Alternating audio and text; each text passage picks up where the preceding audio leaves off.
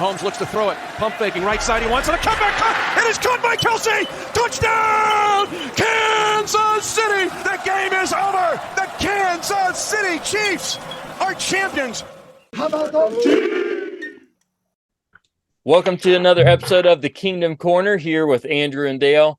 Man, we are coming off a big win against the Bears, a 41-10 victory at Arrowhead Stadium. Dale, does this answer any questions you might have had about the Chiefs?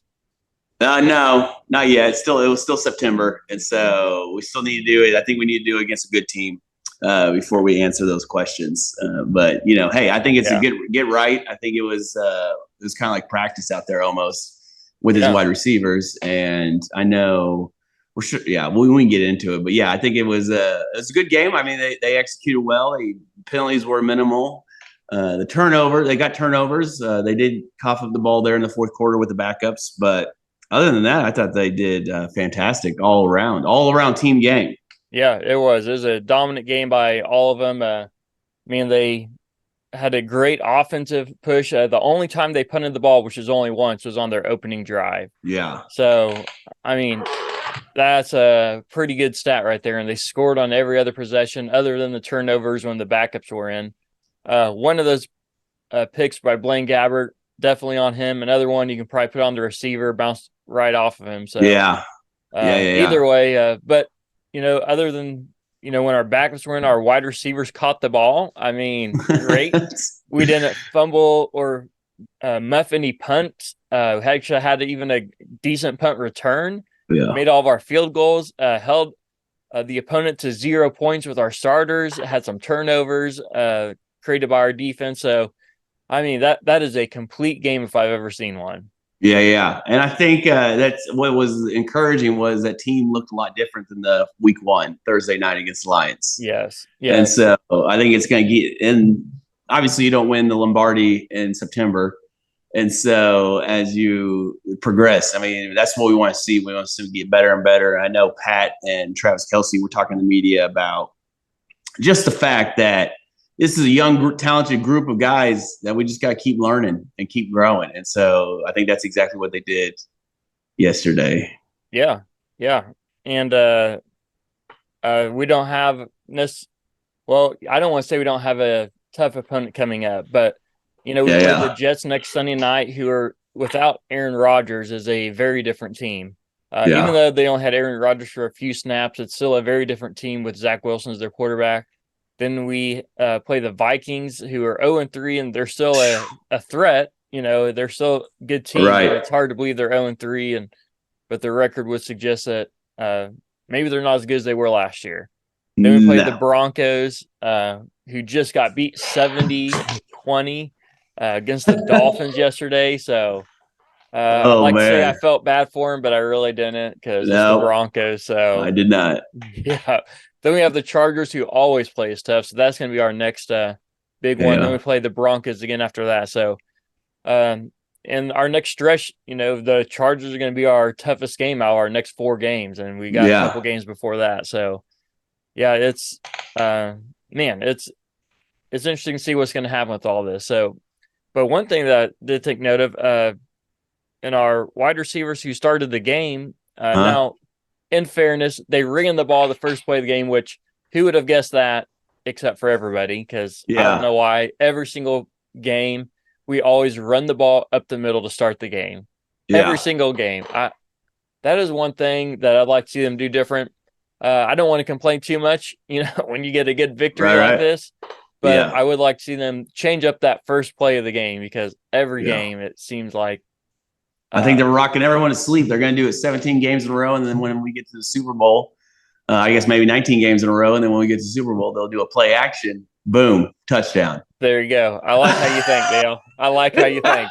Even though you just told me the games weren't won in September, so. I'm just saying. They're playing the long game. They're playing the long game. All right. 19 games up the middle, and then 20th game, boom, play action, MVS. Well, one of the storylines coming to this season, maybe not a storyline, but a depth chart thing was, they said that Tony was going to be the guy, right there with MVS. And I don't know if he was targeted very much yesterday, was he? Tony or MVS or both? Well, he could say both. MVS got one there at the end, right? Yeah. But even Tony, right? I don't. He was targeted early in the first part, but then after that, he kind of Rashid Rice really started shining, and Sky Moore really started coming together, and so I mean, MVS may not be our number one by the end of the year. I know. I mean, Rashid Rice looked good. I mean, he looked did. Really, he was getting open. I mean, there's a few plays there. He was wide open, right there in the middle. Kind of.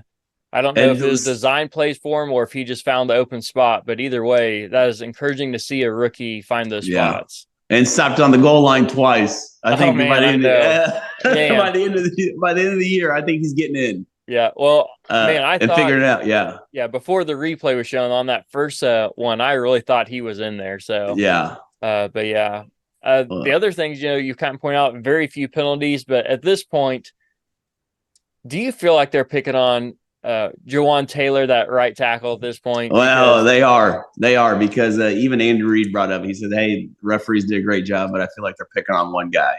Yeah, I mean, and so he'll probably get fined for that. I mean, but I mean, at this point, you got to start calling it out, though, right? Yeah. I mean, if Chiefs fans will remember Mitchell Schwartz, right? Our right tackle who won our Super Bowl with first Super Bowl with Patrick Mahomes. He even wrote on there, he said, at this point, they're really picking on Taylor for these penalties. And he pointed out all these different players, even for the Chiefs and others who were lined up and not lined up exactly correctly. He said, usually if you're really close, they're not going to say much about it. He said, and he pointed out one, says, this guy's supposed to be on and this guy's supposed to be off. He said, their helmets are even, but their legs are different as far as on and off the line screen. He said, this is technically a penalty, but nothing was called. He said, however, Jawan Taylor here is getting called just about every game now, not just about every game. Just it's like they're picking on him, and he knows that. I think Andy knows that, as you pointed out. So it's just, I guess you just got to play what the referees are going to do, but it doesn't make you feel good knowing that they're singling one guy out. No, it does not. So we'll see if that continues after Andy Reid's comments at the press conference after the game, or if that will. He'll just figure it out, and I think he did a much better job the third week instead of the second week and the first week. I know everyone was up in arms on X about him getting a head start. So I'm not sure he got any head start in yesterday's game. No, I think he played it perfectly, and they were just calling him out just to call him out at this point. And Andy Reid, he's not a guy who's going to call out refs usually, or even at all, because he's just a high class kind of guy, and for the fact that he is calling out the refs like that, I mean, I think that shows you how big of an issue he thinks it is, right? Or how much that guy's being picked on. So he's if he's willing to take the fines for it, I mean, I'll pitch in a few dollars towards that fine to call out that ref. I think they got to be called out every once in a while. Just help hold them accountable too. Yeah, definitely. I mean, I'm sure a bunch of coaches called the referee office, if there's such a thing, and said, "Hey, this guy's getting a head start. This guy, keep an eye." I'm sure coaches are talking to the refs on, they're seeing film and they're saying, they're telling the refs, "Hey, keep an eye on this for us." Yeah, I think they do that on game day. I'm not sure they would take their calls during the week. Well, refs are part-time. They only work 1 day a week. That's right. They work their other job the rest of the week. So that's pretty crazy. It is. So, and then our defense, our defense was flying, even with Nick Bolton out with his injury. Drew Tranquil stepped in there and did a great job. That guy was everywhere too, making some big plays. He was a guy who stopped Field several times when Field was trying to scramble and run up field, and Tranquil was there to stop him. So it was a good day for everybody all around. Well, and I know you were at the game with your grandma. Shout out, grandma. 87 years old. Yeah, 87 years old, here for 87. So, but the TV broadcast, they talked a lot about the defense and how fast it was. Would you imagine that the Kansas City Chiefs have the youngest defense in the league? Yes, I would. Yeah, they have it by they've had a lot of turnover. I mean, other than Chris Jones, right?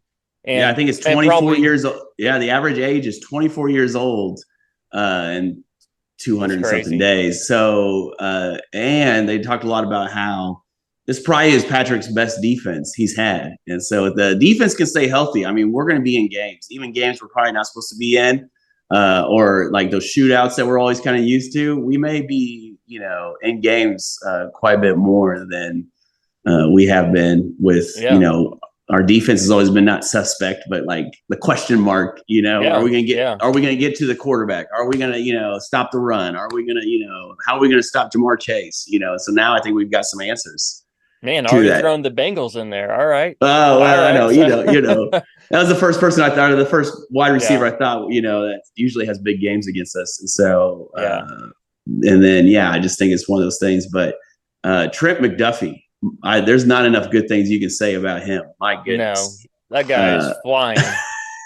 That guy is the new honey badger. He is, man. He is. Right. It seems like he's in every play, which is, and as a corner, he's in every play. And so that's awesome to see. And so I think they're going to start throwing the ball away from him and just making tackles and stripping the ball. I think Snead on the other side is another good option too. So, I mean, those are some good corners we have there now. Right. And so I'm pretty excited about that. But which is a good thing because we remember the days of Steven Nelson who would give up guys. I mean, I've said this before and I'll say again, I could cover as well as Steven Nelson. Oh, man. You know why I say that? Because I can give up touchdowns. So, man.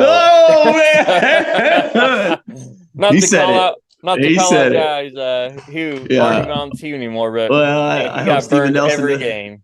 Every game, man. You better watch out. He might show up in Wichita and challenge you, too. You know what? And if that's the case, I'll say, hey, let's go out there and see who can give up the most touchdowns, I guess.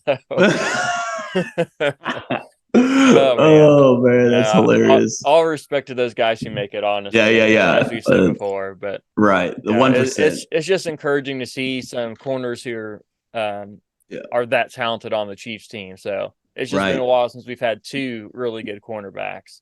Yeah, and our linebacking core might be second to the 49ers. Yeah, I would agree with that. Or maybe third to the Cowboys. But I'm gonna keep them a second. So okay, I'm not giving up that spot to the Cowboys yet. Although the Cowboys do have a great defense. So yes, they do. But I don't think it traveled yesterday. So sure didn't. I mean, those Cardinals, they beat the Cowboys, and for a team that's supposedly tanking, they've been playing competitively in every game. Oh yeah. First game they've won this season, but they're going to win a couple more with how they're playing. Oh, yeah, definitely. Yeah, that front office of the Cardinals, their plan didn't work to get the number one pick. I'll tell you that. Because I don't think the Cardinals are going to end up with it.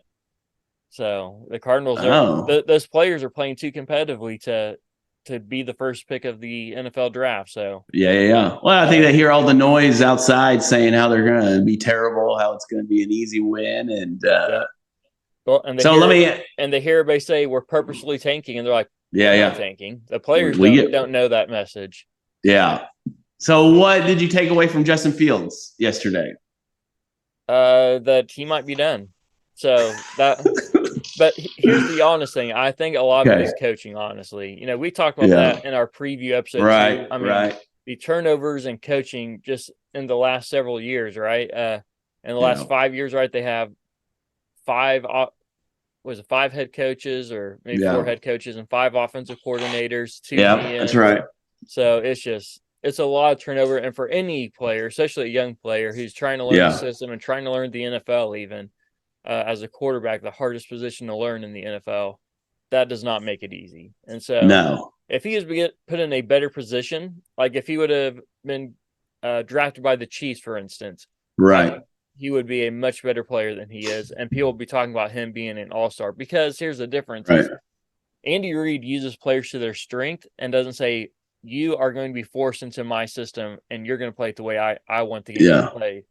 And the Bears seem to say, this is the way we want to play it, and you're going to play it that way. Rather than last year, we talked about this before, he led the league in yards per attempt when it came to rushing. And so why are you not – I think they called 1, maybe 2 plays yesterday that were designed runs for him. That's way too low for a Justin Fields, a guy who he is a great athlete. You can have different comments about maybe his throwing ability and seeing the field, but he is a great athlete. And if he were get put in the right position, he could be similar to a Lamar Jackson, right? Yes, I Where think Lamar so. Jackson, great runner, and Lamar Jackson, to his credit, has improved his throwing ability since Yep. entering the NFL. And Justin Fields could be the same way. He had several high throwing games in college at Ohio State. So Right. I'm not going to say that he can't learn that, because I think he Yeah. could, but he needs to be put in the right position to do so. Yeah. I think my biggest takeaway is off his offensive line. I didn't watch much Bears, but his offensive line was terrible. Oh, it was Just awful. terrible. I mean, and I credit our rush defense and Spags with his great game plan yesterday. I mean, but yeah, I just think like he didn't have any time, and our corners covering. And so I mean, I think that's the thing. But yeah, like you're saying, I think you're right. I mean, like play to his strengths, move the pocket. Make it. Let him be a runner out there. Let him look downfield, and then 1, 2, 3. If you don't see it, run. And so make a play. But yeah, I'm glad they didn't figure it out. I don't know if they will figure it out this year. But I don't think Justin Fields may be done in Chicago, but I don't think he's done in the league. I think some coach will say, hey, we can fix that. We can use that. And who knows? He may back up Lamar or back up Josh Allen and so, yeah, who knows what will happen with him or Jalen Hurts, kind of like a running quarterback. But yeah, I think like if Fields could get into a Hurts offense Jalen Hurts offense, whoo. Yeah. Watch out. Yeah. So yeah. Well, here's a few just big stats from the game, just to show the comparison between the two teams. So total first downs, Chiefs had 31. The Bears had goodness. 11.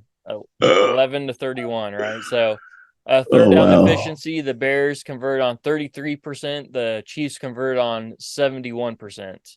Wow. Total yards, the Bears had 203. The Chiefs had 456.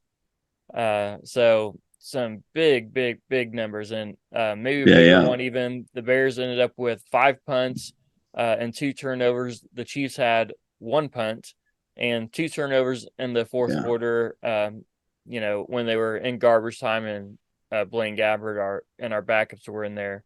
Yeah. Well, that punt by Tommy Townsend on the 1 was unreal. Man, that was. And maybe the biggest one for the Chiefs, who had a crazy amount of penalties last week. Only had 3 penalties this week for 15 yards. The Bears had 6 penalties for 32 yards. So, big numbers there by all these guys. So, the Chiefs were 5 for 5 in the red zone, right? That's huge, right? And they held the Bears to 1 for 2. So end up kicking a field goal, with our backups in when they finally started scoring. And so, all in all, a complete game and complete dominant game from start to finish by the Chiefs. Yes, indeed. So, as we talk about that, and I'm just looking at different players, what do you think of Hilaire yesterday? He actually looked pretty good yesterday. Okay. Especially there towards the end when he's getting a lot more touches. He had several big running plays there. Yeah. I'm not going to say that my opinion has necessarily changed about him. As I've made clear, as I think he is probably the 3rd running back on the team behind Pacheco and McKinnon. I think both those guys just bring a little bit more to the table than Clyde does. Like I said, no disrespect to any of these guys. He made a team, so hats off to him. Got drafted in the first round out of LSU. So, all respect to him, but I don't think that changed my opinion of him at all, because as we pointed out last week, the Bears, they're a dumpster fire, right? Yeah, they are. They are. So unfortunately, they're just not a very good team. Their best part of their game going into the Chiefs game was their rush defense, and the Chiefs ran for over 150 yards against them. Yeah. So I don't know how well that's going to stack up for them moving forward as far as their rush defense goes. So. About the third quarter, I don't know if you could see it on the field there yesterday, but about the third quarter, you could see that team just kind of give up. The Chicago Bears team just kind of give up, not really playing hard, and so that was unfortunate. You just hate to see organizations. We want the NFL. I'd rather every game be close, and obviously Chiefs win, but just be competitive. It's boring to watch a 41-0 game. It is. Well, I'll put it to you this way. In Arrowhead Stadium, in every game, the fans stand for the entire game. yesterday's game, after the Chiefs scored the touchdown in the second half, the fans were sitting down. Yeah. So that never happens in a regular season Chiefs game at Arrowhead, and fans were sitting down. They were still like standing up every once in a while cheering, when they scored again, but they just they saw the writing on the wall, and said, all right, well, we got this, and we're glad to win, but it wasn't necessarily a exciting or thrilling game. So it was just a dominant win. So, but it was good for the Chiefs to get that, because they've needed that just to kind of get their momentum going again. So hopefully we can take this momentum, even if it is against the Bears. Hopefully we can take that into our games coming up here too. And we got to talk about T Swift, the old T Swift in the building. Yeah, that's right. That's right. The rumors are true. I mean, there have been rumors circling for a while that Travis Kelce and Taylor Swift were maybe a thing, and even Jason Kelce, kind of hinted at it earlier on this past week on another radio or podcast or something, and well, it was confirmed by her being in the building yesterday. So somebody like that cannot sneak into there. So especially when you sit with Travis's mom, that kind of for sure confirms it. Yeah. So, but I know after the game, Patrick had a post game, and he goes, "Yeah, I felt a little pressure. I knew she was in the building. I knew I had to get him in the end zone." But so he did it. Yeah. He got him. Fantastic. So that's always hilarious. What a power couple, though. Man, I mean, if that ends up being a thing, having Taylor Swift as a fan.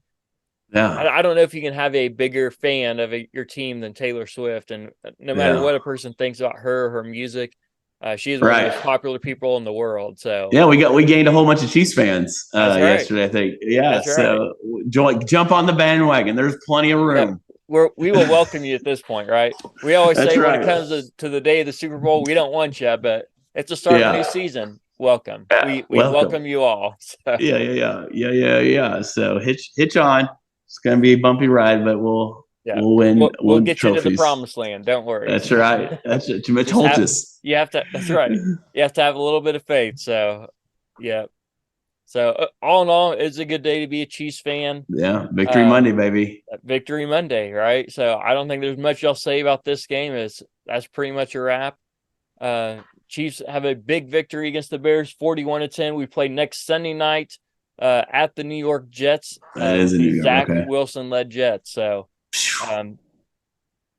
well, yeah. Well, we'll talk about that in our next episode to preview that coming game. So join us for that one, and we'll dissect the Jets. They still have a great defense, so it's not just going to be a cakewalk. No. So they have a great, maybe best defense in the league even. So it's going to be a challenge. We'll see if the offense can continue rolling against the Jets, and if our defense can continue to play at a high level and slow down the offense. We've kind of poked at Zach Wilson a little bit as their quarterback, but they do have some great playmakers on that offense too. So Breece Hall might be one of the best running backs in the league right now, if not the best. So anyways, we'll talk about that next time. So thanks for joining us in this episode of the Kingdom Corner. We'll see you next time.